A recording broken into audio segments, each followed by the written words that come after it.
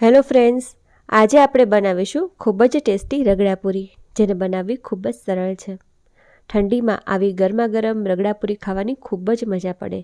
જો તમે રગડાપુરી ક્યારેય નથી ખાધી ને તો એકવાર જરૂરથી ટ્રાય કરજો, કેમ કે આ એટલી બધી ટેસ્ટી હોય છે ને કે આનો સ્વાદ તમારા મોઢામાં ચોક્કસ રહી જશે.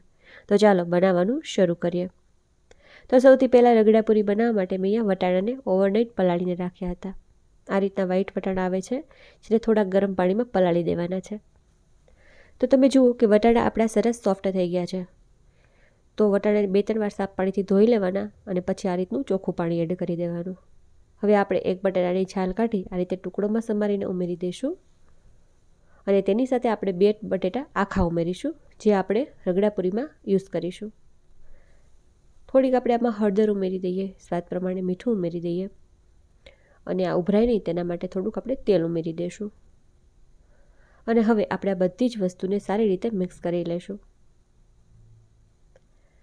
અને હવે આપણે કુકરનું ઢાંકણ ઢાંકી દેવાનું છે અને આને પહેલાં ફાસ્ટ ગેસ ઉપર 2 વિસલ વગાડીશું અને ત્યારબાદ મીડિયમ ગેસ પર આપણે 10 મિનિટ આને થવા દઈશું.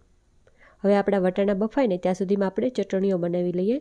તો સૌથી પહેલાં આપણે લસણની ચટણી બનાવીશું, જેના માટે થોડીક લસણની કળીઓ, તેની સાથે થોડુંક લાલ મરચું છે, આ કાશ્મીરી મરચું છે, જેથી આ તીખું નથી હોતું, અને તેની સાથે આપણે થોડુંક મીઠું સ્વાદ પ્રમાણે અને પાણી નાખી આને એકદમ સારી રીતે પીસી લઈશું. પીસવામાં જરૂર પડે તો પાણી આપણે યુઝ કરીશું અને કંઈક આ રીતની ચટણી તૈયાર કરી લઈશું.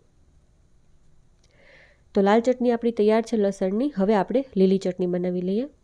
તો લીલી ચટણી બનાવવા માટે આપણે થોડાક ફ્રેશ કોથમીર લઈ લઈશું, દાંડી સહિત જ લેવાની છે, સાથે થોડા ફુદીનાના પાન, બસ થોડાક જ લેવાના છે, બહુ ફુદીનો નથી યુઝ કરવાનો, સાથે 4 લસણની કળી, થોડાક આદુના ટુકડા, સ્વાદ પ્રમાણે મીઠું ઉમેરી દઈએ, અડધો લીંબુનો રસ ઉમેરીશું અને તેની સાથે આપણે થોડી સેવ નાખીશું. અને હવે આપણે આની અંદર જરૂર પ્રમાણે પાણી નાખી આને આપણે સરસ પીસી લેવાનું છે.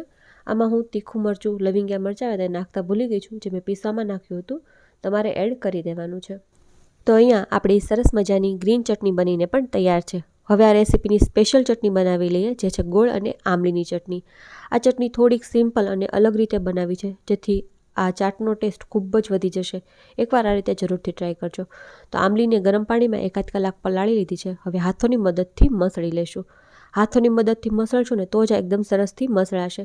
ઘણા કમેન્ટ કરશે કે મેડમ હાથનો યુઝ ના કરાય. તો શું આપણે ક્યારેય પણ ઘરે રસોઈ બનાવીએ ત્યારે હાથનો યુઝ નથી કરતા? તો પ્લીઝ એવી કમેન્ટ નહીં કરવાની. હવે આપણે જે ચટણી આપણે એટલે કે આમલીને પલ્પ કરીને રાખ્યો હતો તેને ગરણાની મદદથી ગાળી લીધો છે. તો અહીંયા આપણો આમલીનો પલ્પ રેડી છે. હવે આપણે તેમાં ગોળ ઉમેરી દઈશું. જેટલી મેં આમલી લીધી હતી ને તેનાથી થોડોક ઓછો ગોળ લીધો છે. જરૂર પડશે તો આપણે 1 ચમચી આગળ એડ કરીશું. હવે આમાં તીખાશ માટે લાલ મરચું, ધાણા જીરું પાવડર અને સાથે સ્વાદ પ્રમાણે મીઠું. બસ, હવે કોઈ પણ વસ્તુ ઉમેરવાની નથી. આપણે આમાં વરિયાળી કે પછી ધાણા કે કોઈ પણ બીજી વસ્તુ કે સૂંઠ પાવડર એવું કશું પણ નહીં. એકદમ સિમ્પલ ખાટો મીઠો તીખો ટેસ્ટ એકદમ બેલેન્સ રાખવાનો છે, જેથી આનો ટેસ્ટ ખૂબ જ સરસ આવશે. હવે જરૂરિયાત પ્રમાણે પાણી ઉમેરી બધું મિક્સ કરી લીધું છે. હવે આપણે આને ગરમ કરવા માટે લઈ લઈશું. તો ગેસને શરૂ કરી ચટણીને આપણે ઉકાળવા માટે લઈ લઈશું. અહીંયા મેં ચટણીની રેસીપી પણ પ્રોપર બતાવી છે, જેથી તમારી ચાટ છે ને એકદમ પરફેક્ટ બને, જેવી કે હું બનાવું છું. તો આ રીતે જરૂરથી ટ્રાય કરજો. વિડીયો થોડોક આપણે લાંબો રાખ્યો છે, જેથી તમને હું પૂરી માહિતી આપી શકું, પણ રેસીપીને એકવાર જરૂરથી ટ્રાય કરજો. તો જુઓ આપણી ચટણી છે ધીમે ધીમે ઘાટી થઈ ગઈ છે. આ ચટણીને આપણે બહુ ઘાટી નથી રાખવાની, આ રીતે થોડીક રાખવાની છે, એકદમ નોર્મલ, બહુ વધારે નહીં. બસ આ રીતની ચટણી છે. ઠંડી થશે તો થોડીક હજુ ઘાટી થશે. ત્યાં સુધીમાં આપણા વટાણા છે ને તે પણ બફાઈ ગયા છે. તમે જુઓ બટેટા પણ બહુ સરસ બફાઈ ગયા છે. તો એને આપણે એક વાસણમાં બહાર કાઢી લઈશું. અને વટાણા પણ આપણા ખૂબ જ સરસ બફાઈ ગયા છે. તમે જુઓ, અને મેશ કરવાની જરૂર નથી, પણ જે બટેટા છે ને તેને થોડાક અધકચરા મેશ કરી લઈશું. થોડા થોડા ટુકડા ખાવામાં આવે ને તો પણ ખૂબ જ સરસ લાગે, એટલે આપણે બહુ મેશ નહીં કરીએ. હવે આપણે રગડાનો વઘાર કરી લઈએ, જેના માટે કડાઈમાં 1-1.5 ચમચી તેલ ગરમ કરીશું. તેની અંદર થોડુંક આખું જીરું નાખીએ, સાથે થોડી હિંગ ઉમેરી દઈશું, 1 તીખી મરચી, સાથે આદુ લસણની પેસ્ટ નાખી બધી જ વસ્તુને સરસ રીતે સાતળી લઈશું. લસણની સારી સુગંધ આવવા મળે ત્યાં સુધી સાતળીશું. ત્યારબાદ આપણે આની અંદર 1 નાની સમારેલી ડુંગળી ઉમેરીશું. આ રીતે રગડો જરૂરથી ટ્રાય કરજો. તમે એમ નામ ખાશો ને તો પણ ખૂબ જ ટેસ્ટી લાગશે.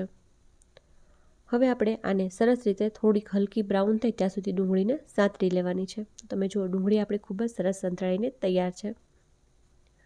હવે આપણે આની અંદર એક કાપેલું ટમેટું ઉમેરી દઈશું અને તેની સાથે આપણે થોડી હળદર ઉમેરીશું અને થોડું મીઠું નાખીશું.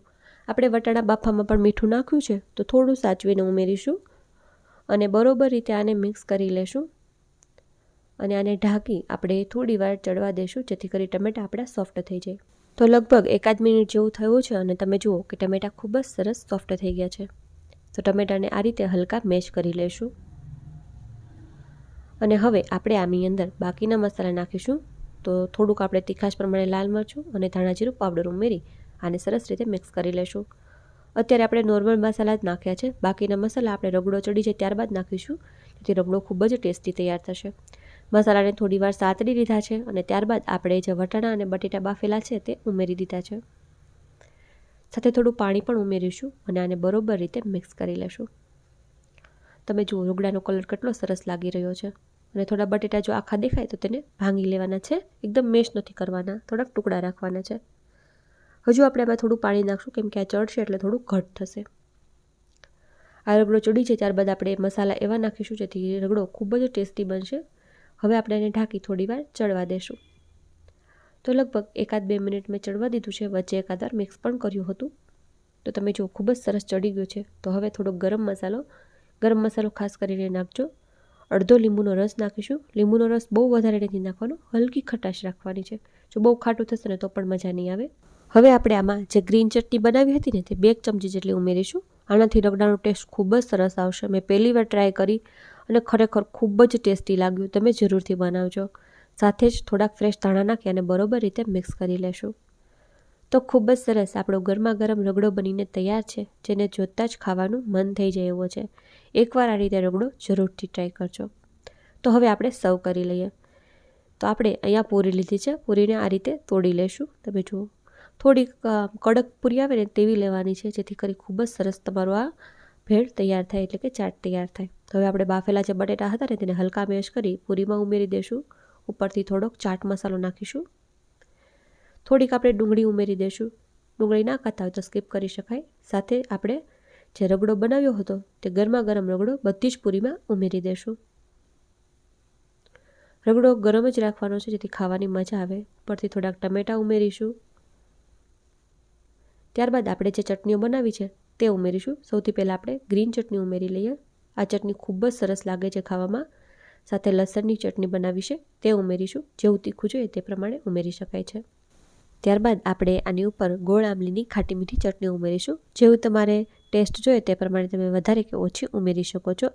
આ ચટણી ખૂબ જ સિમ્પલ હોવાની સાથે સાથે ખૂબ જ ટેસ્ટી લાગે છે. તો એકવાર આ રીતે જરૂરથી બનાવજો. ઉપરથી થોડાક દાડમના દાણા નાખીશું. દાડમના દાણાથી ખૂબ જ સરસ ટેસ્ટ આવે છે અને સાથે ઉપરથી થોડીક ઝીણી નાયલોન સેવ ઉમેરી દઈશું. ફરીથી આપણે થોડીક ખાટી મીઠી ચટણી ઉમેરી દઈશું. તો ખૂબ જ ટેસ્ટી ગરમા ગરમ એવી આપણે આ રગડાપૂરી બનીને તૈયાર છે. છેલ્લે કાપેલા ફ્રેશ ધાણા નાખી દઈશું. ખૂબ જ સરળતાથી બની જાય છે. ફક્ત રગડો અને 3 પ્રકારની ચટણી બનાવો એટલે આ ગરમા ગરમ રગડાપૂરી બનીને તૈયાર થઈ જાય છે. ઉપરથી મેં થોડો ગરમ રગડો પણ નાખ્યો હતો જે ખાવામાં ખૂબ જ ટેસ્ટી લાગે છે. તો તમે પણ એકવાર આ ઠંડીમાં આ રેસીપીને જરૂરથી ટ્રાય કરજો.